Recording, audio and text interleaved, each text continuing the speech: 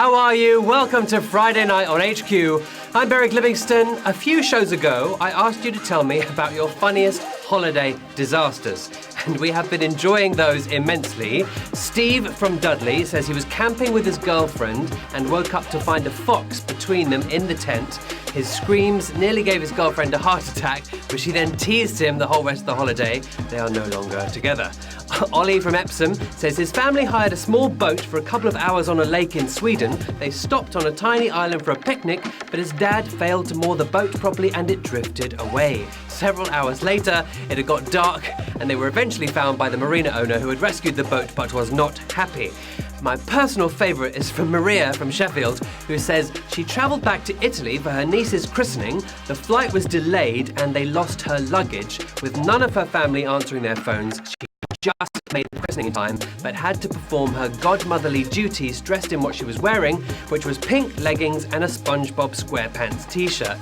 Thank you so much for those. Hopefully better luck will befall you tonight. £1,000 is yours to win or split if you can get 12 trivia questions correct. Starting easy, but getting harder. 10 seconds for each one. You know the drill. Let's do Q1. Which of the following is a common action performed on the touchscreens of smart devices? Swipe, sniff, scissor kick. The first touchscreen phone was way back in 1992. It was called the IBM Simon. Would you believe it? Well, here, if you chose scissor kick, then that might be why you keep cracking your phone screen.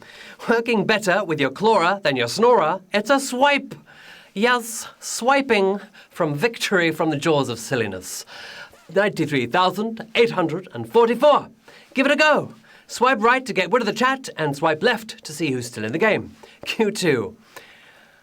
In which movie was the character Kevin McAllister unwittingly abandoned by his family? Nobody's Alone, Everybody's Home, Home Alone.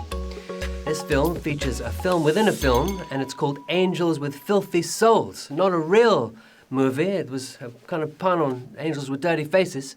Anyway, we're talking about Macaulay Culkin, who slapped his cheeks in shock, and that's exactly what you'll be doing if you got this one wrong. Burglars versus Booby Traps is Home Alone. Of course it is, and 92,161. Taking that one home. Released in 1990, it manages to be every parent's nightmare and every kid's fantasy at the same time. Coming up on Sunday is our big game. The glorious Queen Sharon will be in the chair and £8,000 will be on the table. Make sure you're in the door by 9 for that one. Meanwhile, a hugely happy birthday to Emma. Hi to Owen Rowe playing with his new baby in his arms. To Caroline's hard-working husband Brian, who's playing from a caravan in Pevensey. And a special happy 75th birthday to Barry Stanton. Good luck to all of you. On to Q3. You've Got to Pick a Pocket or Two is a song from a musical about which character? Oliver Twist, Billy Elliot, Peter Piper. This musical was also a movie. The title character had to wait 8 years before he got his first paycheck because he was only 10 when he made it and 18 when he got the check. He went straight out and bought a Ferrari, apparently. I encouraged you to swipe your screen earlier, but who was given this swiping masterclass? Good old Greedy Guts himself, it's Oliver Twist. Yes, let's twist again. 87,766 of you will be. The less than legal lesson is dished out in Oliver! The song and dance version of the Charles Dickens novel, of course. Q4. Fluoride is commonly added to the public water supply to help prevent what? Frostbite, tooth decay, baldness. Yeah, there was a Dr. Eager who was working in Naples in 1902 on fluoridation, but he wasn't eager enough because Mr. Mackay was working in the US 1 year earlier. Anyway, those tinfoil hats will prove extra handy here as fluoride does not prevent baldness. Newsflash. Making frostbite look like fun, it's tooth decay. Yeah, brush your teeth. Brush for victory. 82,786 brushing your way to success, but a lot of people thought frostbite there. It's a bit worrying. Anyway, some water already contains fluoride. They just add a little bit extra to keep your teeth where they belong in your mouth. Q5. Who is the only remaining investor from the original series of Dragon's Den? Simon Woodruff, Peter Jones, Duncan Bannatyne. Remaining on the show, that is. Dragon's Den is based on a Japanese show called Mane no Tora, which means money tigers. Wow. It's been making salesmen sweat since 2005, but which dragon has been in the den all along? Putting the J in Jessop's, it's Peter Jones.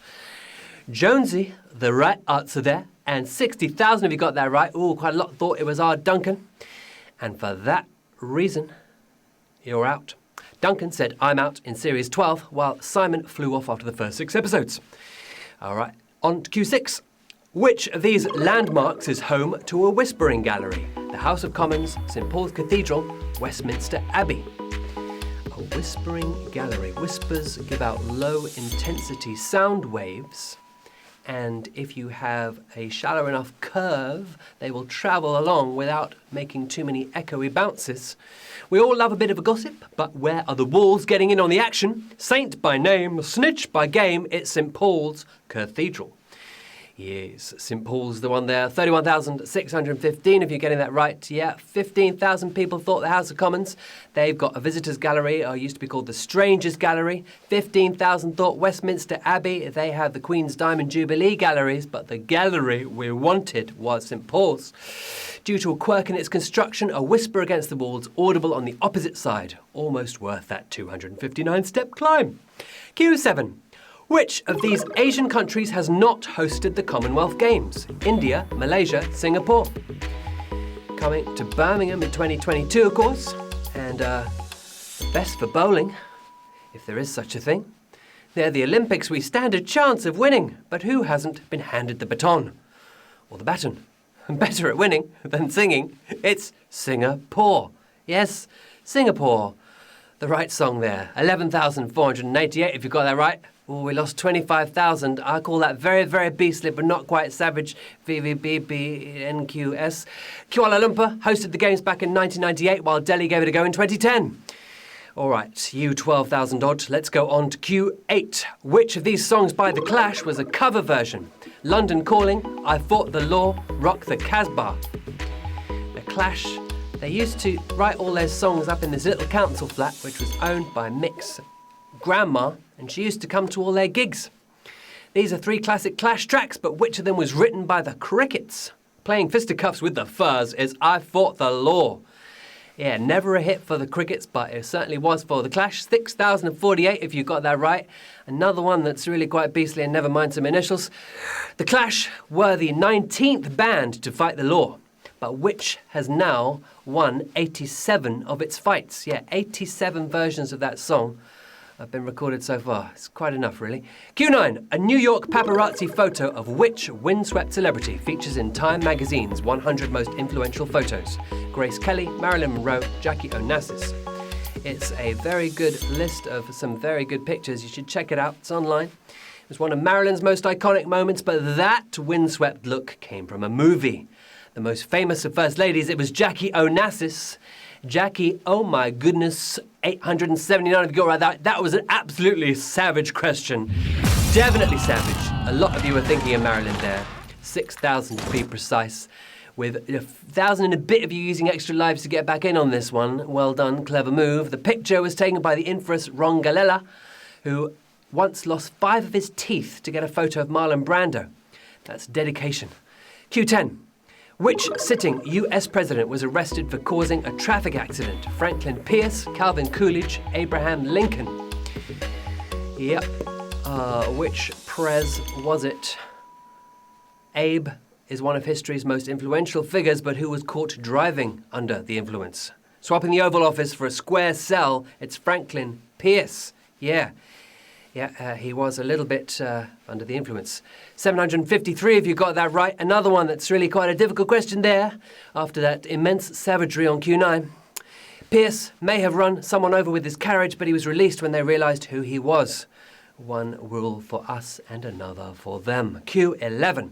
The first proposed US remake of which sitcom was cancelled after an unaired pilot was filmed? The IT Crowd, Birds of a Feather, Gavin and Stacey. Yeah, development hell. A lot of things languish in development hell in the movie biz. Like Akira. They should have made that into a live-action film. They tried 3 times and it's just been canned again. Anyway, if it works over here, they'll ruin it over there, probably. But which of our classic comedies got canned after just 1 episode? Turned off, but not back on again, it was the IT Crowd. Yeah. Are you in with the IT crowd? 410 of you are. All right then, pens in shirt pockets, because we're nerding into the final round. Yeah, a few really tough questions in this show so far, and one absolutely beastly one. 51 of you using extra lives to get back in, and 410 of you getting that last question right with £1,000 still to play for. The final Q12. Members of which musical family auditioned to be in the movie The Sound of Music? The Gibb brothers, the Osmonds, the Carpenters. The Sound of Music. While they were filming that, Julie Andrews used to sing to the children in between takes, and she used to sing Supercalifragilisticexpialidocious, which was from Mary Poppins that hadn't come out yet, so the kids thought she made it up to amuse them. Isn't that lovely? Yeah. The Hills were alive with the sound of auditions back in the day, but which of these smash hit siblings gave it a go? Sharon has a sensational singing voice, but her family didn't try out for the Von Trapps. More teethy than Bee Gee, it's the Osmonds for the win. Yes, 220 winners today.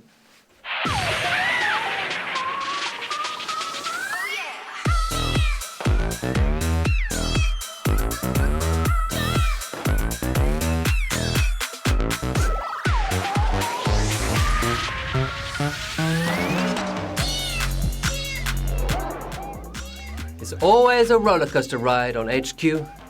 I love having you along for the journey.